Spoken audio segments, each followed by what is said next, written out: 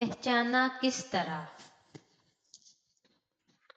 बीरबल की हाजिर जवाबी होशियारी, अक्लमंदी और मामला फहमी की शोहरत दहली से निकलकर दूर दूर तक पहुंच गई थी। एक मर्तबा दूसरे मुल्क के बादशाह ने अकबर आजम को लिखा कि आपके 9 रत्नों में से एक रत्न बीरबल को चंद दिन के लिए हमारे दरबार में भेजने की जहमत गवारा फरमाइए, ताकि हम भी इसकी अक्लमंदी का इम्तिहान लें।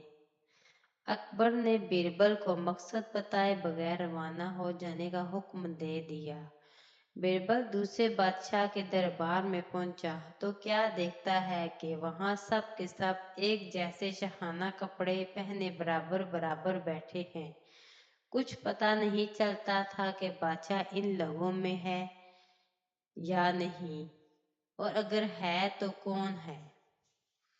बीरबल फौरन ताड़ गए कि इस तरह मेरा इम्तिहान लिया जा रहा है। चनांचा वो आहिस्ता आहिस्ता सब लोगों के आगे से गुजरने लगे। एक शख्स के आगे जब बीरबल पहुंचा तो अदब से उसने अपना सर झुका दिया। यही शख्स वहां का बादशाह था। न सिर्फ बादशाह को बल्कि तमाम दरबारियों को हैरत हुई। चनांचा वहां के बादशाह ने अचंभे से पूछा, बीरबल तुमने हमें पहचाना किस तरह? बीरबल ने कहा, जहांपना बहुत आसानी से, इसलिए कि सरकार की नजर तो दरबारियों पर थी, लेकिन तमाम दरबारियों की नजरें हजूर के चेहरे मुबारक पर थी। बस ये देखते ही मैंने समझ लिया कि आप कहाँ तशरीफ फरमा हैं।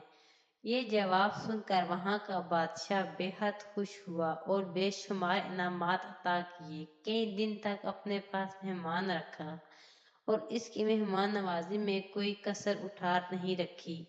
जब बीरबल जाने लगा तो बादशाह ने बहुत मुश्किल से इजाजत दी और उसे रुखसत करने के लिए शहर से बाहर तक आया।